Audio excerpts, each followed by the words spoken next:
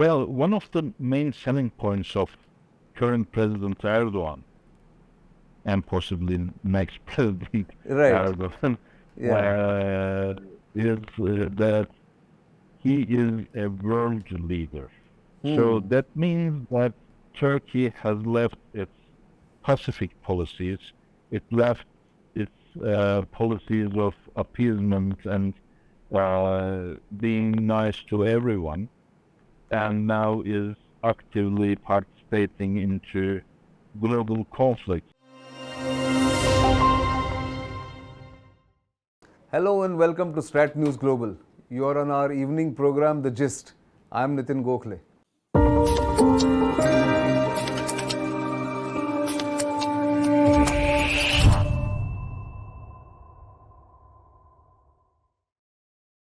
And with me today to discuss the elections in Turkey, or Turkey as the new name is now prevalent, is Professor Cem Karadeli, who is the Professor of International Politics in Ankara, and someone who is prolific in his writings and his appearances on different programs on television and on YouTube. So welcome to this program all the way from Ankara, Professor.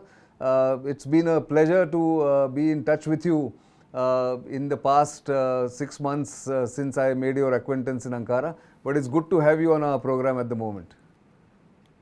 Thank you for having me, and it's a real pleasure to participate in this program from this beautiful warm day in Ankara, and I hope everything's good in India as well. Oh, it is. It is also getting very warm now in Delhi, at least. It was very nice, unlike the normal summer till the last week, but now it is, of course, warming up. Now it's about 40 degrees Celsius, or a little more than that. But I'm sure the atmosphere is very hot in Ankara with the elections having taken place. So describe to me, where are we right now politically in Turkey? Well, now the ruling party, the AK Party, Justice and Development Party, has been ruling the country for over 20 years now. They won the 2002 November elections, and they are still in power. And to change this, 6 opposition parties, 2 of them main, one center-right, the other center-left, and 4 smaller parties came together 2.5 years ago, and they are referred to as the Table of 6. And these 6 parties tried to change the rule of AK Party in Turkish politics. However, these elections have shown us that it is not the case, because the coalition partners, make-up coalition partners, are now having about 322 MPs in the parliament, and the opposition has about 213, with some 65 more from other opposition groups. So what happens is that everyone were thinking, in fact, Turkey might have a new parliamentary structure, a new president, a new understanding of the execution of politics, but it is still the majority of the election coalition between AK Party, ruling AK Party, and their longtime partners, Nationalist Movement Party, which is far right somewhat. Right. So what happens is that the conservatives are still having a majority in the parliament, but the presidential elections require at least 50% of the vote, and current President Erdogan was at 49.5%, and his opponent Kemal Kilicdaroglu is just about 45%, 44.9%. So we will have a second tour on the 28th for the presidential elections. That's the current situation, right? So let me go back a little Exactly. bit at the background of the elections. Like you said, President Erdogan and his party have been ruling Turkey now for 20 years. And one was hearing from different press reports and analysis and commentary that there was a genuine resentment against the ruling party, and especially after the devastating earthquake, which was quite something, and the government's response was tardy, is what everybody was saying, and therefore the people would have punished or at least ousted the current party was the hope, but it certainly hasn't happened. Why do you think No. this has happened? Why do you think President Erdogan has managed to hold on to his even slender lead? What is it that he's got it right, and what is it that he's got it wrong so far? Well, I think the situation is very similar to Hungary because, against Orban, again, there were 6 opposition parties, and these parties were about considered to win the elections, and they had a devastating loss, and Orban still prevailed. And it's the same in Turkey because Erdogan himself gives up the image of a very strong person. Now, if you look at his latest videos, he looks old and somewhat ill-like, but also when you look at the pictures going around in the capital or anywhere else for campaign, they are all photoshopped, and he looks very healthy and nice and wonderful, and this gives people an idea of continuity because yes, there was a devastating earthquake, and yes, there was great, even grave misbehavior from the government part. There were very late responses. There were selling of tents by Turkish Red Crescent to other parties to be given to the earthquake-stricken people and so on and forth. But more importantly, Turkey had a problem of reconstruction in that area. And I think that's the reason why people thought, well, yes, these people are in government for the last 21 years, and yes, there are many things they did wrong, but they know how to build things, and we can trust them to reconstruct that region, and we don't know about the others, because constructing things is one specialty of the ruling party. Mm-hmm. They give large quantities of road construction or other sorts of constructions like airports and whatsoever to So infrastructure construct. is their strength. Infrastructure is their strength. Yes, exactly. So they thought, well, maybe we can go and vote for them again so that they would see what happens. And at that point, obviously, many people thought the people they have been with in the last 20 odd years, 21 years, are better than looking for something new. So that was one important element of voting. But also, I think the opposition who came together and prepared the 240 pages long election manifesto talking about every single point a government should do, could not tell what they had actually planned to do to the general public. I mean, when I open up and read the manifesto, I see very good points in terms of foreign policy, in terms of reviving the economy, in terms of lowering high inflation rates of the country and so on. But if you cannot sell your points to the general public, they won't vote for you. Right. That's another aspect. They were not very convincing, you mean? Yeah, I mean, every change in politics has masterminds, people thinking about things, Right. and then we have those who tell the general public about these things. Good communication. Good communication Yes, is good required. communication. Exactly. That's what required. was lacking in the opposition. That's one very important thing.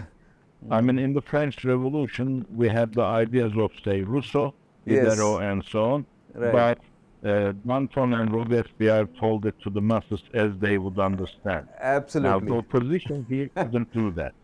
No, that's a very valid point, and I think also tell me, I mean, one has been looking at the global developments. The world is in flux. As a professor, you would know better than anybody else how geopolitics is right now in a churn. Does Turkey's role in trying to mediate between Russia and Ukraine, also as a member of NATO, its stand on admitting Sweden or Finland, all those points, do they play into the minds of the voters in Turkey? Are they well up on foreign policy, or does it influence their behavior at all?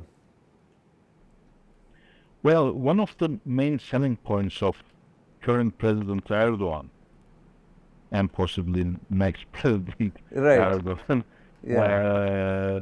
is that he is a world leader. So that means that Turkey has left its Pacific policies, it left its policies of appeasement and being nice to everyone, and now is actively participating into global conflicts, like in Syria, like selling unmanned vehicles to Ukraine, like in Libya, getting into mutual relationships with African countries, and so on and forth. So this thing makes Erdogan look like he's actually participating into world politics as a proactive, if you want to say, leader, and therefore general public likes this. The political scientists or international relations experts know very well that that's not exactly the case, and that Yeah. we have to deal with Russia, we have to deal with NATO, United States, and so on, and we can't do anything in Syria without Russian approval. We have to get well with Iran, and so on and forth. But in terms of the person working in a car business, or who's making painting houses and so on, so these people think that this is a remarkable advancement for Turkey, and that everyone in the world thinks that we are a great power and so on. But the counter argument, of course, is you can't even take your deceased people from the rubble of the earthquake. What are you talking about? But people don't want to hear that. Ah, okay. So be honest. he is a popular leader. Is he a nationalist? Is he seen as a nationalist, strong leader, strong nationalist leader by the masses? He evolved to that. I mean, one good aspect of President Erdogan is that he makes alliances with parts of society, or he accepts parts of ideologies which help him in his staying in power business. So what happens is that at one time he was the most liberal person on earth, trying to get into European Union and so forth. Then he became anti-nationalist and he hugged the Kurdish separatists and so on. And in the last few years, he is a very nationalistic person. Uh-huh. So, and the most important thing is that he has a very good rhetoric. He can speak very nicely. Good orator. He can speak very convincingly. And as a result, when he says something like, we will just route anything to do with nationalism, or when he says 10 years later, Turkey is a world leader country and we are proud to be Turkish, no one says, oh, he's wrong in that, or no one says, but you had said complete opposite about 10 years ago. Everyone says in the street, oh yes, he's fascinating, that's very true, he convinced me. So notions don't have good networks, and he's making very well use of that. Yeah, that's true. I think you've described him very well, his journey into politics, especially in power from 2001 onwards or 2002 onwards. But let me also ask you, I mean, going beyond the elections, and the runoff is on 28th of May, we'll come back to you on that once the results are out. I mean, does President Erdogan have an ambition to become the leader of the Islamic world? I think he did try that with Malaysia and Pakistan at one point in time. But where does he stand now on that aspect? I believe that's not going to be the case because just before the process we call the Arabian Spring, the Arab Spring, Yes. he was very much into Arabian politics, Middle Eastern politics, and had tremendous support in countries like Lebanon, Palestine, and so forth. But with the Arab Spring, there was a, well, how do you call it? There was a breakup in the structure, and as a result, his popularity has faded in most of the countries, and of course, there is the civil war in or war in general in Syria, and that's not helping at all. And so his leadership dreams, let's say, for the Islamic world are now faded, and he has to have the backing of Saudi Arabia and Qatar in terms of keeping the economy in balance. They give loans in terms of US dollars and whatnot to Turkey so that the government can pressurize the value of US dollar and other currencies and keep them in check.